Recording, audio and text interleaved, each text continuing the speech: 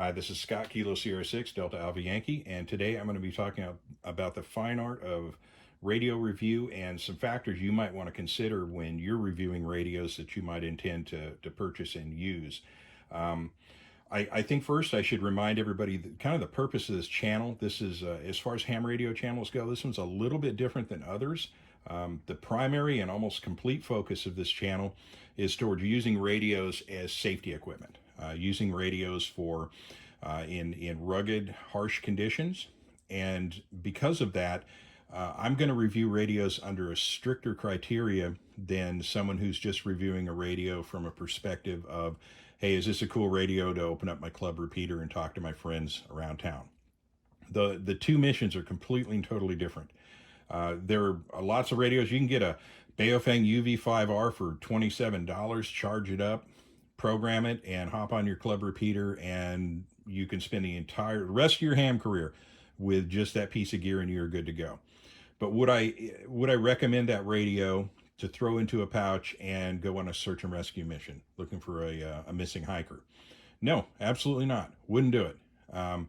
And thus, as I review radios, they're going to be under a bit harsher standards than others might. And I think it's important that you identify the voice that you're listening to. What's their intent? What's their outlook on how the radio is going to be used? There's a lot of really respectable channels out there, and they do great work. And I watch them myself. But at the same time, a lot of times when they're talking about, hey, this thing, it's great, you can hook it up to a node or a hotspot, and you can talk to this person over in Tibet or wherever. Wonderful. That's terrific, but that has nothing to do with the manner in which I use radios. So a lot of that stuff is just kind of useless information. And there's very few voices out there that are going to tell you if a radio is actually going to be good in the woods. And that's kind of the niche that I'm going to be trying to fill with this channel, is looking at radios kind of from a different angle, a more realistic angle. And I'm going to be honest with you about certain things. There are some radios that again, they get recommended and talked about highly, and I'm not going to pick a lot on the Baofengs. I'll talk about some other radios this time. But there's even some radios that are considered, kind of highly considered actually by some folks, that I wouldn't even think about putting that thing in a pack and taking it out on a hike. Absolutely not, because I'm not certain the radio is going to be with me when I come back or make it through the trip. So with each radio review I do, I'm going to use a simple set of criteria. The first is going to be, is the radio rugged? And what I mean by that is this radio going to be able to survive the existing weather conditions and the stress of whatever mission that you're going to be undertaking? So if to begin with the radio has no weather protection whatsoever, it's not warranted. For instance, it's not IP54, which is going to be basically a water spray, so it won't survive a rainstorm. Or if it's IP67 and it'll go down to 1 meter for 30 minutes and resist the water intrusion. Terrific. That's what I'm looking for. It's a starting criteria. If a radio doesn't have any kind of weather protection whatsoever, I'm probably not going to be interested in even reviewing it, because that criteria alone is going to remove it from consideration. The next step is going to be, is it reliable? Does it have a decent front end? There are the two types of receivers. You got your direct conversion, then you got your dual conversion, super heterodyne. To be completely honest with you, there are some radios that have direct conversion receivers, such as the Anytone, that are very, very good, because you can do a direct conversion receiver with decent filtering, and it'll work great. And what I mean by that is, the receiver, I'm not going to get too much into that. That's a whole video in and of itself. But suffice it to say, RF interference is seldom a huge problem with super heterodyne receivers. With direct conversion receivers, there's filtering that keeps unwanted RF from overloading the receiver. And there are some radios that have direct conversion receivers. And here, we'll pick on the Retevis real quick. Retevis has it's a $32 radio, has a direct conversion receiver.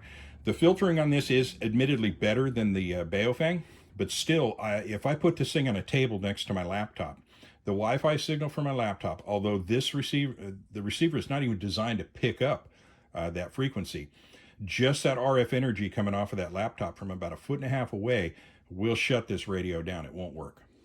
It won't receive anything, goes totally deaf. So what's a radio like this going to do if you're out in a situation where, for instance, CAL FIRE or FEMA or whoever has their repeater towers up and they're pumping out a lot of RF energy? The radio is going to be useless to you. So that's a reliability factor on how reliable is the receive component of it, and then there's how reliable is the send component.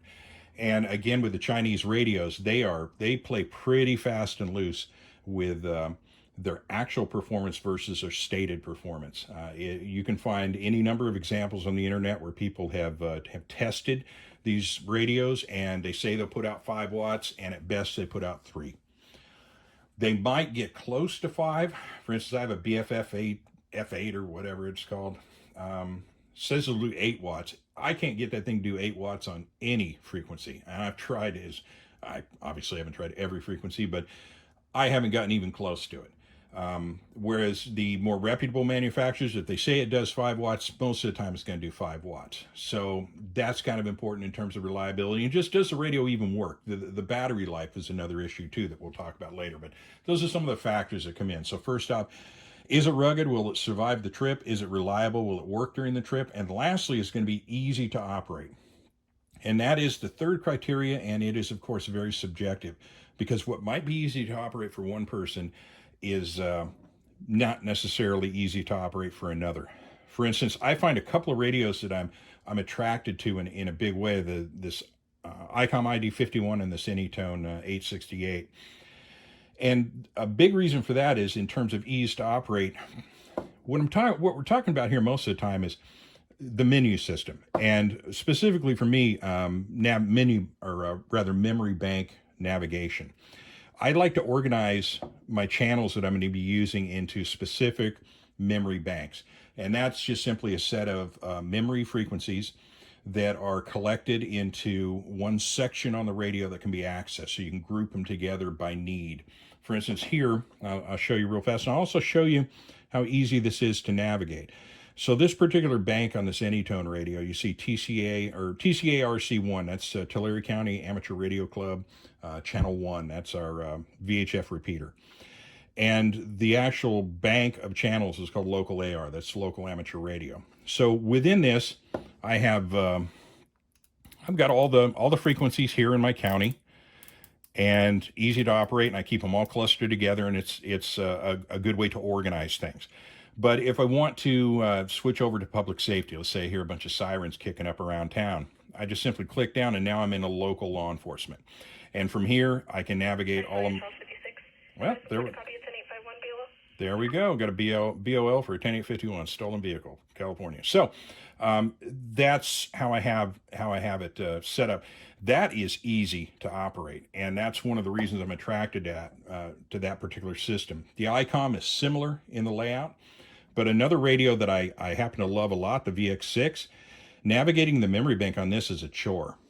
But there's some folks, they don't find a problem with that whatsoever. But the FT60, the VX6, and the FT65 be kind of a challenge getting through that. You can hit the wrong key. Next thing you know, you're in VFO, and you're on a different band, and then you have to do all kinds of stuff to get back to where you were originally. So easy to operate. I'll add a finer point to that. Easy to operate under stress, because the situations you're going to be using these radios on are going to be potentially stressful.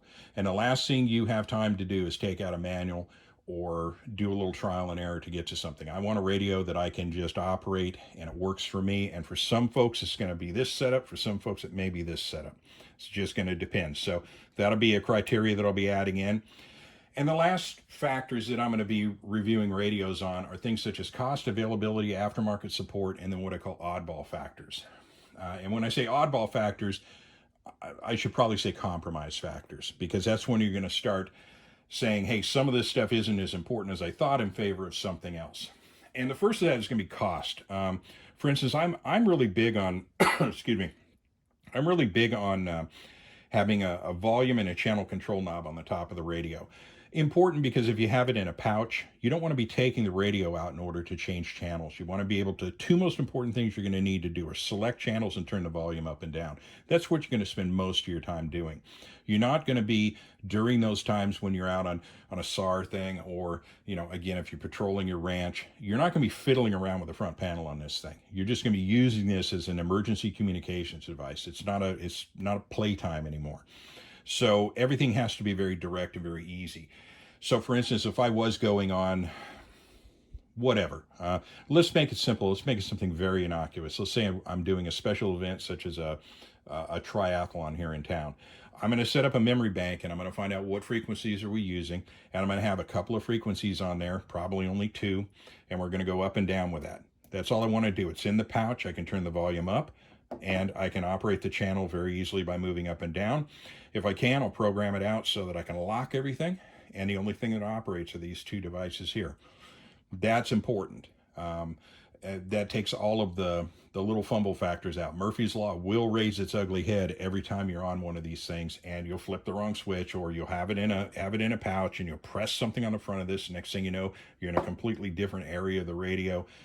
So the radio has to be simple, easy to operate. Wow, how did I get off of cost? Oh, okay, back to cost. I had to look at my notes there. I took a real diversion on that. Cost. Okay, so here's a compromise factor. Let's say I can't afford this radio, but I want a decent radio. Would I be willing to compromise losing the channel control in favor of something like a channel control here? Now, this is something I don't necessarily like. I don't want to have to take my radio out of the pouch and press an up and down key to change channels. That's a problem. But if the only radio I can afford is in the neighborhood of about $100, I'm going to go here. So we will be talking about cost, because I understand that not everybody can go out and lay down $250 to $400 for an HT. I do get that.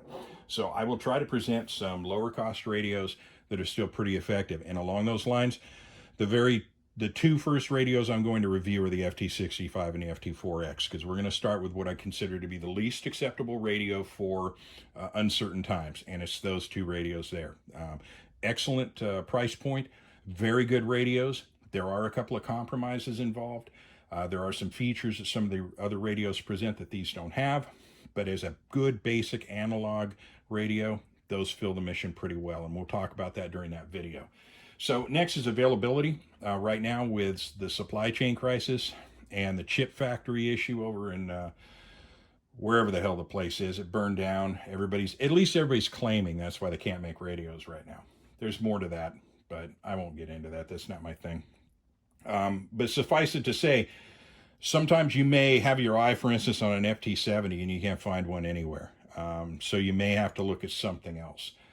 Or you may really have your eye on that really nice ID52 that ICOM has been teasing for 2 years now. Did a new product release 2 years ago on this damn radio. Still can't buy it in the US. And you can't get an ID51, sadly. So I'm kind of on the fence of whether or not to do an ID51 review. I may still, because the radios are available in the used market, and they do exist out in the wild. Excellent radio, by the way. Okay, but next, aftermarket support. That's something to also consider. And I'll be talking about some of the radios that have, and there too we'll be talking about some of the better accessories and what to look for and what to not look for there. But some radios, you may find a radio that fits all your needs, but it turns out that aftermarket support and actually the support from the company itself can be a real problem. And I'm going to point to this Alinco. And this Alinco disappointed me so profoundly that I refuse to remember its designation. DJVX50. This thing's a hot mess. But more on that later. But the problem with that was I can't find programming cables for it. There's all kinds of stuff I can't find for it. I have a Retevis RT87. A nice little radio as far as an inexpensive radio. It's IP67. This is submersible. It's got some excellent features. Can't find a spare battery for it. Battery on this thing died. I didn't take it all the way down to zero. I used it very little at all. It just stopped charging. I don't know if it's the charging cradle or if it's the battery itself. But the battery itself is now effectively dead. Can't find a battery anywhere for it. So Staying with a recognizable name brand is going to mean access to more aftermarket support. And then lastly, there's those oddball factors. You may have some very specific things or issues related to a radio. Maybe you need to buy a large number of them, or other factors where you start compromising on features. But getting back to the original intent here, we'll be looking at, is the radio rugged? Is the radio reliable? Is the radio easy to operate? It's not going to cost an arm and a leg. Is it available? Can you get gear for it? And that's pretty much about it.